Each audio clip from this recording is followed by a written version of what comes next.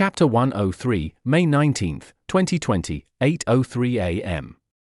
I finally regained a piece of my sanity on the 19th. Still, I was nowhere near recovered. I realized this when perhaps the most bizarre occurrence of my life happened. I stood up from my bed and felt as if my body was being pulled apart in two opposite directions.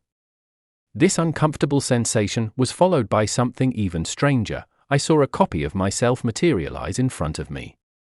It was as if my spirit had left my body, and I could see it in a physical form. Seeing a replica of me creeped me out. When I tried moving, the copy moved instead of the real me. This meant that I was stuck for the time being. Things became even more insane after I realized I could break the laws of physics with my replica. I passed through the nearest wall noclip style and found myself in my room. As if that wasn't strange enough, there was also a television in it now. Next to the TV was a DVD of some sort. I walked up close to inspect it and saw that it was the 1999 movie American Beauty, an absolute masterpiece. I'll admit that it's quite awkward to watch after what happened with Kevin Spacey. Anyways, I put the disc in the player and watched about 15 minutes of the film before my surroundings changed again.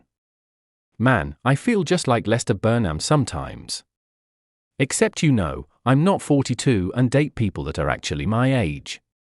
My next experience was the day my father showed me War Games when I was around 11. He told me that the film was one of the best critiques on the Cold War that he's ever seen. I'm still in absolute awe of the ending to this day, the quote for Strange Game. The only winning move is not to play gives me chills every time. I scooted over to where he sat and hugged him as tightly as I possibly could. What was crazy is that despite my father being one massive hallucination, I could feel the warmth of his skin as if he was a living and breathing being. This made it even more painful, knowing that this illusion would not last forever. "Do you believe in God?" I asked him curiously. I asked him because I knew that he would be dead in less than 5 years. I almost told him about how he would die from cancer, but I couldn't find the strength to do so. "Why do you ask?" he asked with a surprised look on his face. "You'll know one day.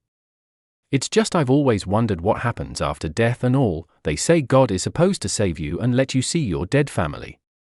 It's scary to think about there being nothing after you die, I awkwardly replied. I did a terrible job explaining why I was so interested in whether he believed in God. I have a vague belief in him, but mostly, I see religion as a system to control people.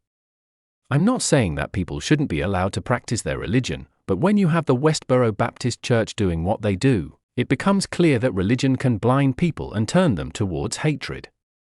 The worst part is the people who do terrible things often think that they're making the world a better place, I replied with a sigh.